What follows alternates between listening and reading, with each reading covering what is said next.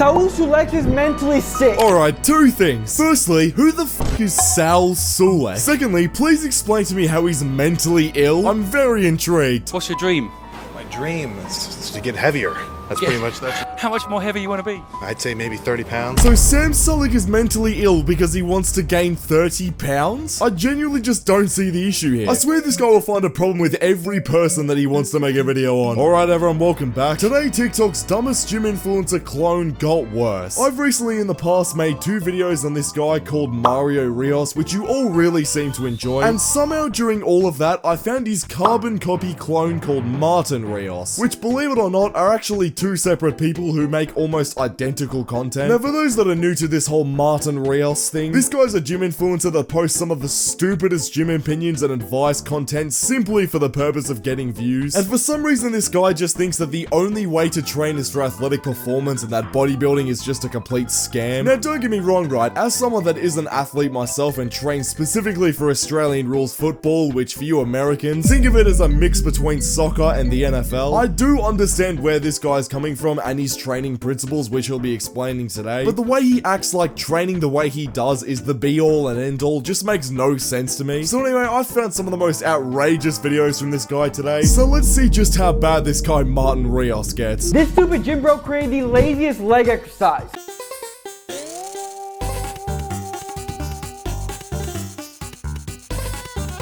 It's crazy how it took this dude 6 years to find this exercise, and all it is just the worst version of a standard Bulgarian split squat. Bro, what is lazy about doing a Smith machine squat? You're still lifting weight. This guy went on to say that it was lazy because it's a Smith machine, and Smith machines are lazy because they don't teach you how to be stable. When maybe the reason this person's doing a Smith machine split squat in the first place is because he's not an athlete. Not everything has to be optimal to athletic performance, buddy. Dr. Marlin hates sled pushes. Sled work is really good for getting awesome at pushing and pulling a sled. Outside of that, it has very little transfer to much of anything else. Something like squats and shoulder presses would do whatever job you think sleds do better than what sleds do. It absolutely blows my mind that this dude has a PhD in sports physiology and then says idiotic things like this. Martin, there is just one thing you're failing to realize here, buddy. As you're sitting here analyzing this from a sports perspective, you've just completely taken this guy's video out of context. Martin Rios in this video is referring to this guy called Dr. Mike, and this guy Dr. Mike made a video called Exercise Scientist Critiques Hugh Jackman's Hollywood Workout or something like that, which in that video he talks about how using a sled in the way that Hugh Jackman did was very slow and didn't really have many athletic benefits. He didn't sit there saying that sled pushes suck altogether. He just said that the way he was doing them wasn't really doing much at all. But of course, Martin Rios doesn't have a video unless he takes something out of context and to its extreme, so he's just taken that video and ran with it. Saul Sulek has no idea how to do a bicep curl. Oh god, here we go. Honestly, I don't understand the people that have a go at others for how they do bicep curls. Unless you're purposely trying to do them wrong, a bicep curl is probably quite literally the easiest thing to do in the world. All you have to do is bend your elbow with some tension applied to that movement. I seriously don't understand how any human under the age of 5 can fuck up a bicep curl, but let's find out. Let's get some dumbbell curls going.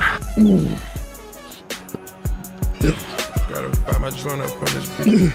I can't believe the dude is wearing lifting straps to do bicep curls. This is a really weird curl because it's kind of in between a bicep curl and a hammer curl. If your goal is to build bigger biceps, it's important to make sure that your forearm is supinated when performing them, as not supinating your forearm will lead to greater brachioradialis and brachialis activation. You literally just tried to say that Sam Sulek doesn't know how to do bicep curls, and then went on to explain how to do them the correct way, which was exactly how Sam Sulek just did them. Also, let's go back to the first point where he didn't exactly know why Sam was using lifting straps. Like, listen, I seriously don't get the whole lifting strap debate and why it's so controversial to use them. The reason Sam uses them is because during his bicep curls, he doesn't want his forearm and grip strength to be a limiting factor that causes him to have to finish his set. Rather, he wants his biceps to be what gives out. So using lifting straps will obviously give more tension to his biceps, which is the target muscle he's trying to go for. Now sure, if you're trying to be an athlete, using straps for everything might not be as good as it doesn't train your grip strength at all. But clearly Sam Sulek isn't a fucking athlete athlete. He's a bodybuilder. So his grip strength doesn't really matter that much. Like seriously, what this guy Martin Rios is trying to say does make sense. Using lifting straps as an athlete probably isn't a good idea. But the hate on the way the bodybuilders train is just something I can't get behind. Like bodybuilders don't need the grip strength that much. Gym nerd Jeffrey Nipples doesn't know how to do a lateral raise. Your side delt's getting a good workout? Sure. Could they get a better workout with less weight if you went all the way up?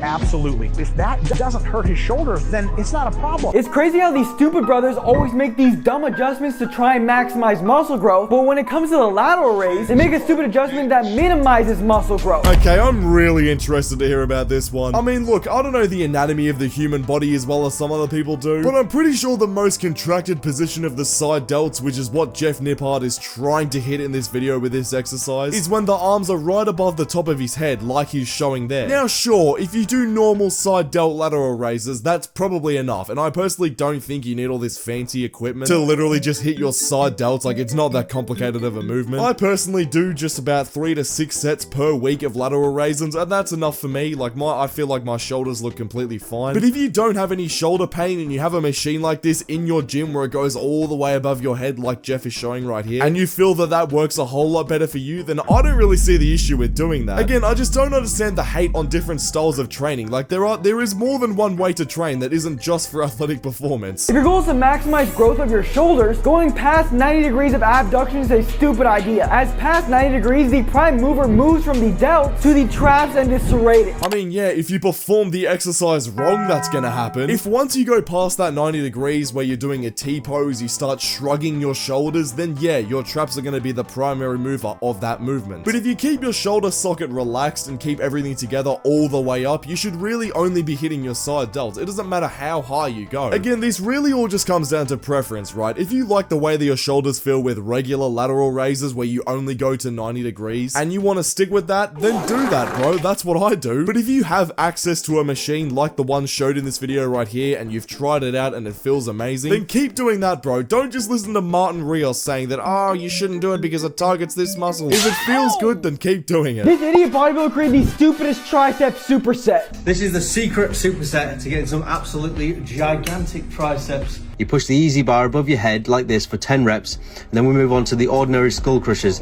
like this again for another 10 reps. You're bound to be feeling the burn at this point, and you finish off by smashing out some close grip bench press for as many as you can. First of all, that's not a superset, that's a compound set. There are so many fitness frauds nowadays that claim they found the secret superset for muscle growth. If you're able to hit the same muscle group in back-to-back exercises, that just means your first exercise wasn't intense enough. Okay, now this video seems like it makes sense, but Martin, you're failing to realize the most important part of this. This superset that this guy is doing has 3 different movements to it that hits 3 different parts of the triceps. It's called triceps for a reason. There are 3 different parts of it, meaning he's not working the same part of the arm each time he's doing a different movement in that superset. So let me break this down. The first part of the superset is above this guy's head, meaning it's hitting more of the long head of the tricep since you're pulling your arms above your head. The long head starts in a more stretched position when you do this movement. So therefore, when you perform the movement, the long head is going to be the one that's the most contracted. Then in the second part of this superset, he's focusing more on the lateral head by pulling his arms down more, similar to a regular tricep pushdown. Then in that third set, I'll be honest with you, is kind of just fucking around. He really didn't need to add that last part. And I will say that this superset could have been done a lot better, and I'll explain that now. A better idea would have been to do a regular set of tricep pushdowns with a V-bar or a straight bar or just something of that nature. Then immediately go overhead and push the bar above your head, either standing up or lying down on a bench. A set like that will hit every part of the tricep, and you can do it in a superset and it'll feel great. But this superset here is still pretty solid because you really aren't doing the same thing each time, you are switching it up. And just because you're supersetting doesn't mean that you're not training intense enough. I don't get that idea. Tyler Fury doesn't know how to lift weights.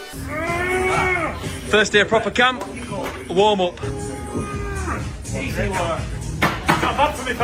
Whenever you're doing resistance training for a sport, you want to select exercises that most closely mimic the environment of which the sport is played in, which is why the leg press is a stupid choice from Tyler. The leg press takes away a huge balance and stability demand that Tyler can't do in real life. I really don't understand the hate on leg presses, bro. From my experience, I think the leg press is a great exercise and definitely increases leg strength, power, and also size. Now, while Martin here is right that there are better ways to learn how to stabilize yourself, and maybe leg presses isn't the most most sport-specific exercise out there. Does that mean that leg presses are absolutely useless now? No, it doesn't. I don't think Martin realizes this, but you don't just have to do one exercise in the gym. You can do others as well. You can have a workout where you do leg presses and squats as well, which does train you to be stabilized. For example, my leg day specifically consists of both squats and leg press. I can do both, as well as a few minor other things along with that. But bro, to sum that up, you're allowed to do two things at once. You don't just have to do one thing. There's no magical force that's preventing you from doing that. Anyways, I'm done with Martin Rios. Let me know what you think about this guy in the comments. Click the video on screen right now because YouTube thinks you'll enjoy it, and I'll see you all over there. Subscribe.